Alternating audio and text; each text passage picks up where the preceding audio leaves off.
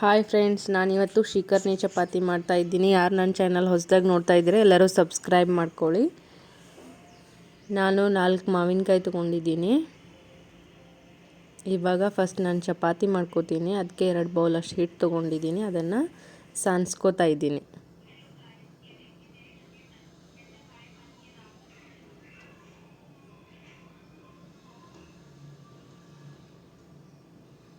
ಒಂದು ಚಿಟಿಕೆ ಅಷ್ಟು ಉಪ್ಪು ಹಾಕಿದ್ದೀನಿ.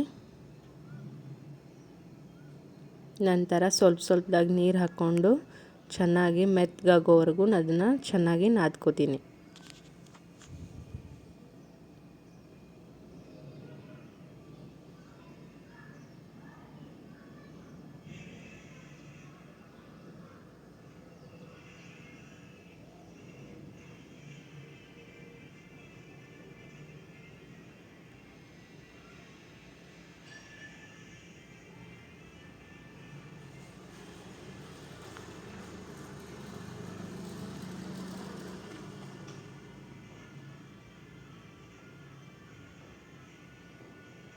ಈಗ ಒಂದು ಸ್ವಲ್ಪ ಎಣ್ಣೆ ಹಾಕಿ ಅದನ್ನೂ ಸಹಿತ ನಾದ್ಕೊಂಡು ಈ ಥರ ಇಟ್ಕೋತೀನಿ.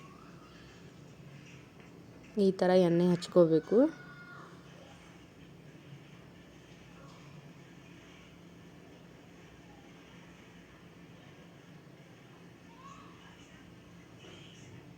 ಇದು ಇವಾಗ ನಾದಿ ಆಗಿದೆ. ಇದನ್ನು 10 ರಿಂದ 15 ನಿಮಿಷ ನೆನೆಯಲು ಬಿಡ್ತೇನೆ. ಇವಾಗ 15 ನಿಮಿಷ ಆಗಿದೆ. ನಾನು ಇದನ್ನು ಉಳ್ಳೆ ಮಾಡ್ಕೋತೀನಿ.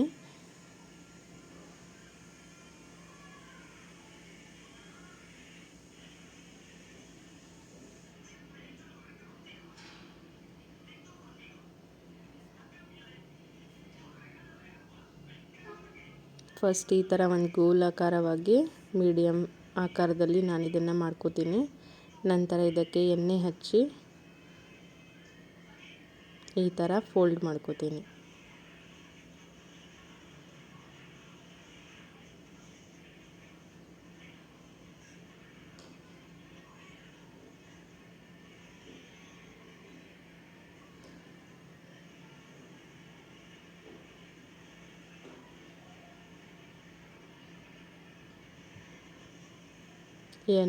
ತವ ಕಾದಿದೆ, ಅದಕ್ಕೆ ಎಣ್ಣೆ ಹಾಕಿ ಈ ಥರ ಚಪಾತಿ ಬೇಯಲು ಹಾಕ್ತಾಯಿದ್ದೀನಿ.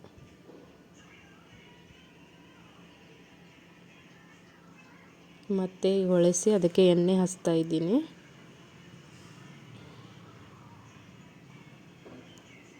ಎರಡು ಸೈಡ್ ಎಣ್ಣೆ ಹಚ್ಚಿ ಈ ಥರ ಫೋಲ್ಡ್ ಮಾಡಿ ಅದನ್ನು ಚೆನ್ನಾಗಿ ಬೇಯಿಸ್ಕೋತೀನಿ.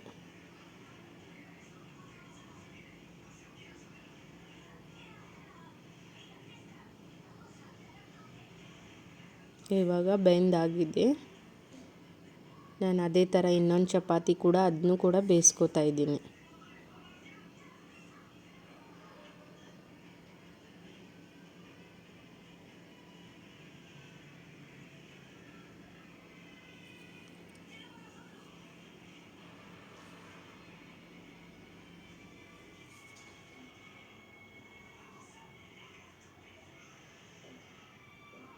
ನೋಡಿ ಫ್ರೆಂಡ್ಸ್, ಯಾವ ಥರ ಮೆತ್ತಗಾಗಿದೆ ಅಂತ.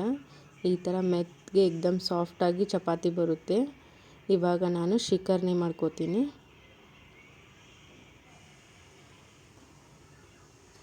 ನಾನು ಫಸ್ಟ್ 4 ಮಾವಿನಕಾಯಿ ತೊಗೊಂಡಿದ್ದೀನಿ. ಅದನ್ನು ಒಂದು ಬುಟ್ಟಿ ಒಳಗೆ ನೀರು ತೊಗೊಂಡು ಇದನ್ನು ಚೆನ್ನಾಗಿ ತೊಳಿಕೋತೀನಿ ಫಸ್ಟು.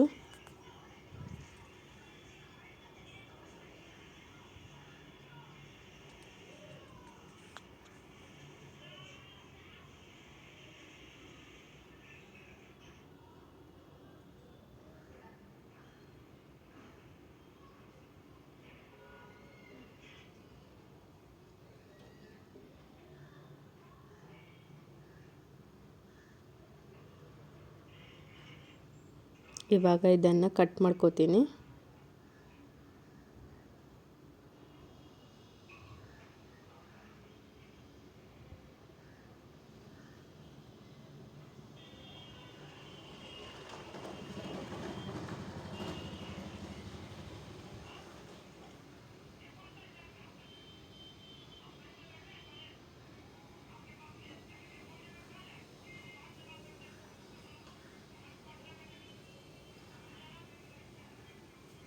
ನೋಡಿ ಫ್ರೆಂಡ್ಸ್, ಯಾವ ಥರ ನಾನು ಸಣ್ಣದಾಗಿ ಹೆಂಚ್ಕೋತಾ ಇದ್ದೀನಿ. ಇದನ್ನು ಈ ಥರ ಮಾವಿನಕಾಯಿ ಎಲ್ಲ ತಕ್ಕೋಬೇಕು.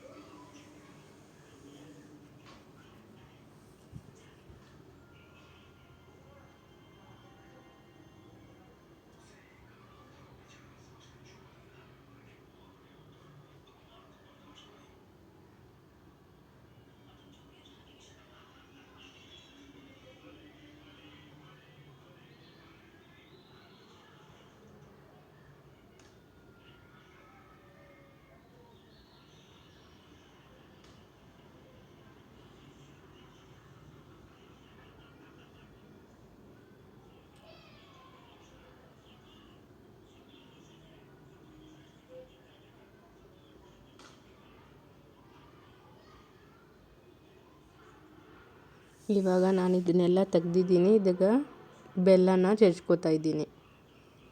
ಒಂದು ಬೌಲಷ್ಟು ಬೆಲ್ಲ ತೊಗೊಂಡಿದ್ದೀನಿ. ಅದನ್ನು ಸಣ್ಣದಾಗಿ ಈ ಥರ ಜಜ್ಕೊಂಡಿದ್ದೀನಿ. ಇವಾಗ ಮಾವಿನಕಾಯಿನ ಸೊಪ್ಪೆಲ್ಲ ತೆಗೆದು ಈ ಥರ ಮಿಕ್ಸಿ ಜಾರ್ಗೆ ಹಾಕಿದ್ದೀನಿ.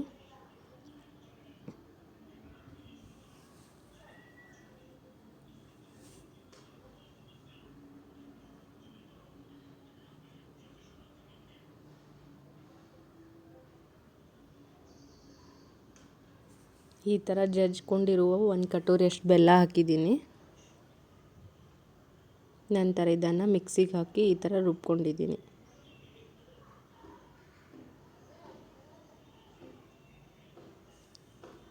ಇದಕ್ಕೆ ನಾನು ಮೇಲ್ಗಡೆ 2 ಏಲಕ್ಕಿ ಜಜ್ಕೊಂಡು ಈ ಪೌಡ್ರ್ ಮಾಡ್ಕೊಂಡು ಇದಕ್ಕೆ ಹಾಕ್ಕೊಂಡಿದ್ದೀನಿ. ಹಾಕ್ಕೊಂಡಾದಮೇಲೆ ಈ ಥರ ಮಿಕ್ಸ್ ಮಾಡ್ಕೊಂಡಿದ್ದೀನಿ. ಇವಾಗ ಶಿಕರ್ನಿ ರೆಡಿಯಾಗಿದೆ. ನಾನಿವಾಗ ಸರ್ವಿಂಗ್ ಪ್ಲೇಟ್ಗೆ ಇದನ್ನು ಸರ್ವ್ ಮಾಡ್ಕೋತೀನಿ.